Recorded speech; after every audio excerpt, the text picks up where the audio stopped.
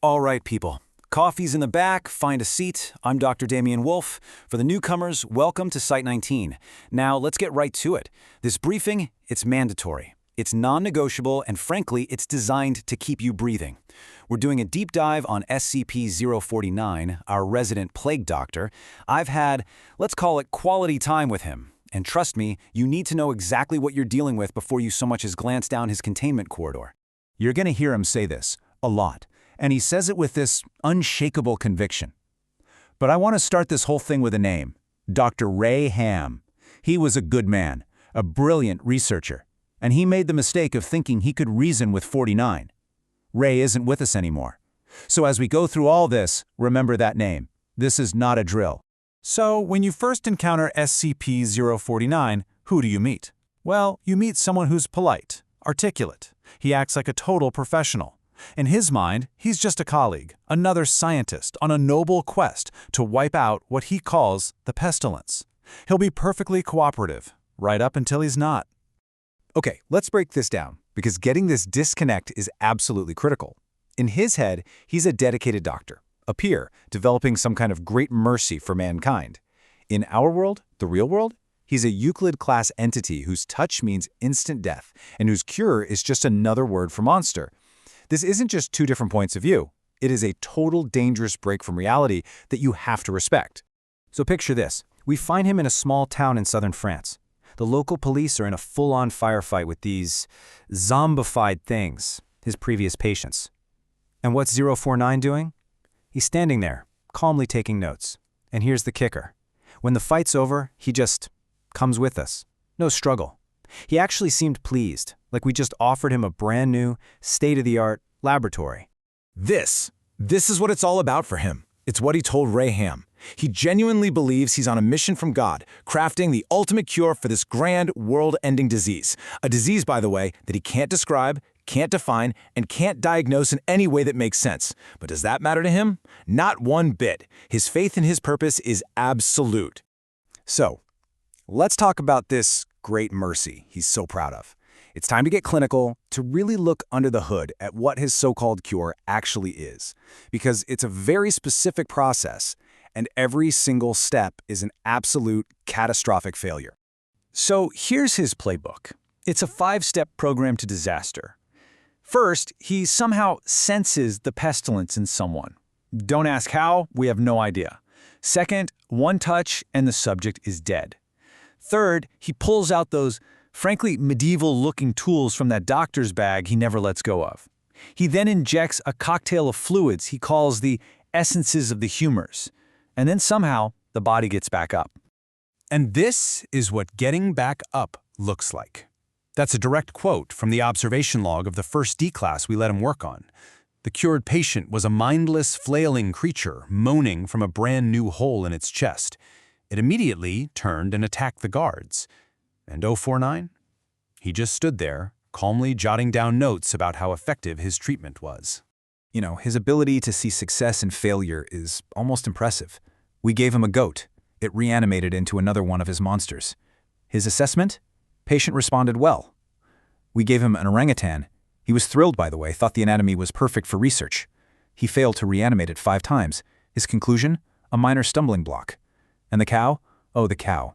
He reanimated it with its head on backwards and declared it strong and free of disease. He sees only what his delusion allows him to see. Look, if you need a simple way to think about this, here it is. His cure is like a firefighter deciding the best way to get a spider out of a house is to burn the whole building to the ground. Is the spider gone? You bet. But you can't exactly call the outcome a success, can you? That's not medicine, it's destruction. Which brings us right back to Dr. Raymond Ham. This isn't just a sad story, people. This is our single most important data point on 049. This is the moment we saw that calm professional mask not just crack, but completely shatter. It's when we saw the raw panic hiding underneath. See, he always talked about how meticulous his process was. Deliberate, careful. But with Ray, he claimed he sensed the pestilence so strongly, so urgently, that he had to act now. There were no notes, no questions, no prep. He just lunged. And that right there is the key. He didn't act like a doctor. He acted out of pure, unadulterated panic.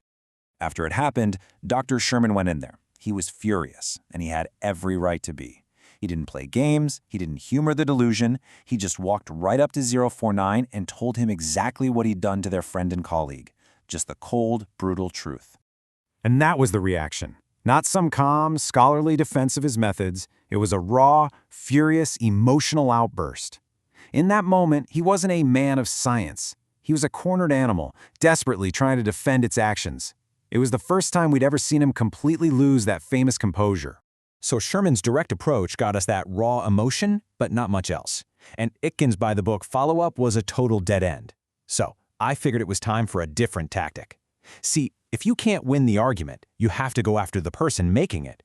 Or, in this case, the anomaly hiding behind a bird mask. So I went in, armed with a giant mug of coffee for me and a sprig of lavender for him. We'd learned it has a calming effect.